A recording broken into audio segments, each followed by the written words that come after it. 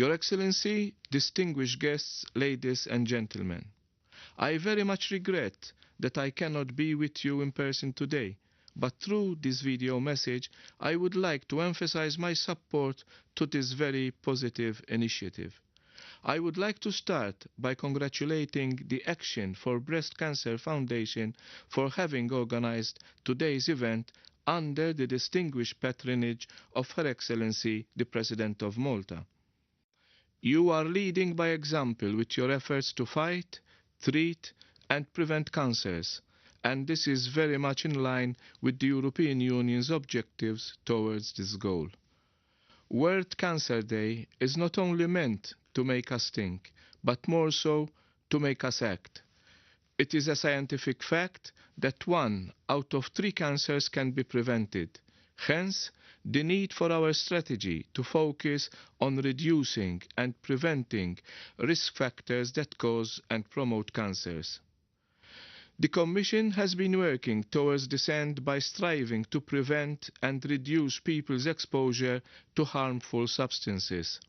One of the EU's priorities remains that of protecting citizens from environment-related risks to health and well-being. This is one of the main goals outlined in our 7th Environmental Action Programme, which is the framework of our action plan for the coming years. To achieve this goal, the European Union has developed a number of legislative directives on air, soil and water quality, as well as on food, health and product safety and standards. Through our REACH programme, we have legislated to reduce the use of harmful chemical substances in consumer products. Over 27,000 comments and suggestions were received in the recent EU public consultation on endocrine disrupting chemicals. I will continue to work with the European Commissioner for Health to make sure that these input is taken into account in the preparation of the relative legislation. Globally, 7 million people were affected by the air pollution in 2012. Through the Air Package Directive, we have cut down the emissions of passenger cars and heavy-duty vehicles. We are also reinforcing emission thresholds for non-road, mobile, plant and machinery in order to reduce nitrogen oxides and fine dust particles in the air that we breathe. We have banned tobacco advertising and promoted smoke-free environments.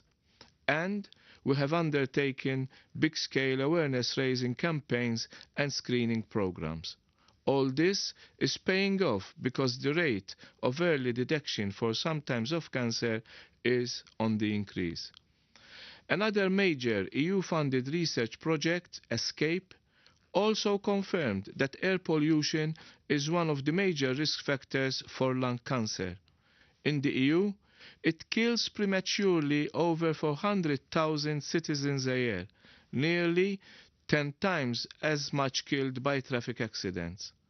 In addition, another 500 million develop chronic diseases with asthma, allergies or worse still lung ailments, heart maladies and cancer.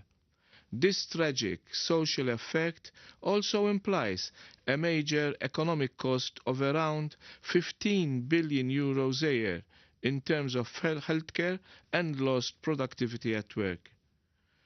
The Commission's Clean Air Policy Package, which is now on the table of the co-legislators, is an integrated and comprehensive way aiming to reduce these harmful impacts by at least 50% by the year 2030.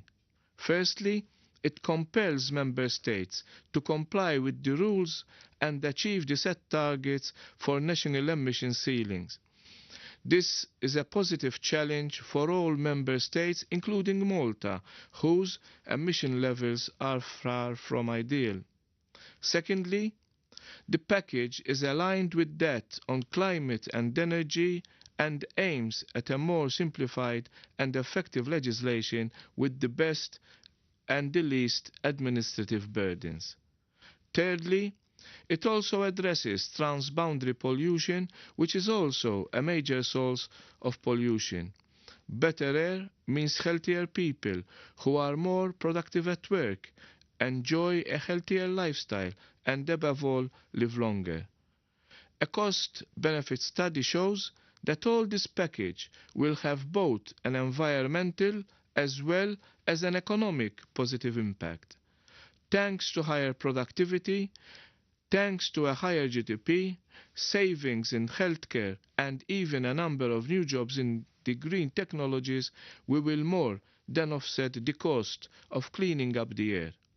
In public debates, the EU's Clean Air package has already received a lot of support as to why Europe needs cleaner air, and I expect all member states to act to achieve their citizens' expectations. And this is where a strong voice such as yours really counts. To conclude, I thank you all for being here today and call on your support. This is not a battle that can be fought by politicians alone. It is one that requires commitment and determination from all of us. And it requires strong action at all levels, be they local, regional, and international. It is a fight we need to continue relentlessly. I welcome the fact that Malta is taking a lead in focusing more attention on this potential opportunity for cancer prevention.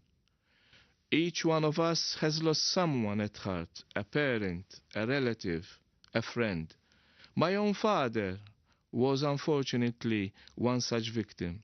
We must do it for them as well as for our children and their future generations.